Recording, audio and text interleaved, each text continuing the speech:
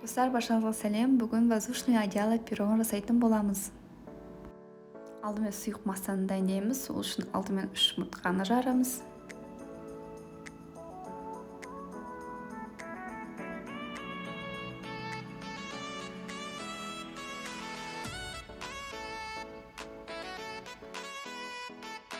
Одан соң 5-6 ас қасық қант саламыз. 1 пакеттик ванильный қант саламыз. Сосын жақсылап миксерлейміз. Аппақ көпіршік дегенше миксерлейміз. Одан кейін 50 мл сұйық май мен 50 мл сүтті қойып, тағы да жақсылап миксерлейміз.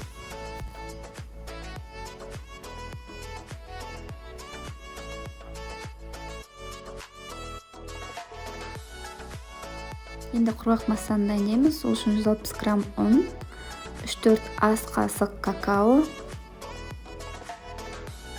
1,5 шай қасық жаздық шикілік саламыз. Одан соң жақсылап араластырып аламыз. Құрғақ массамызды сұйық массаға қойып, лопаткамен араластырып, жақсылап миксерлейміз.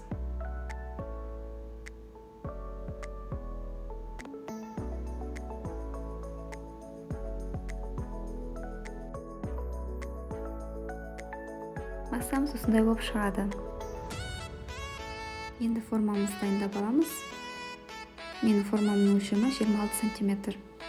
Қамырымыз жабысып қалмау үшін астына пергамент қағаз төсеп, жан-жағын майлап аламыз. Одан соң тестамызды қоямыз.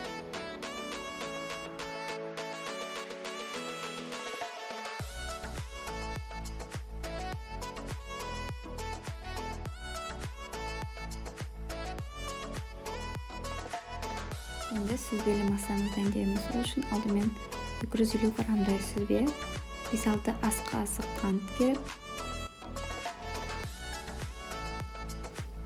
1,5 ас қасықтай ұн жақсылап блендермен өткіземіз. Одан кейін 1 жұмыртқа салып, тағы да сұйық масса қыламыз.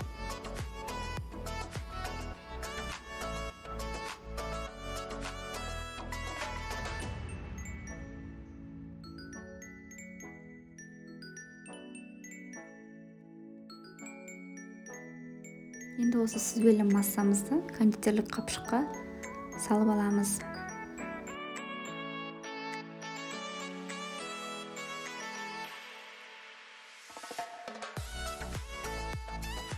Кондитерлік қапшықтың ұшын кішкене орташа қылып кесіп аламыз да, тор көзді қылып массамыздың үстіне құйып шығамыз.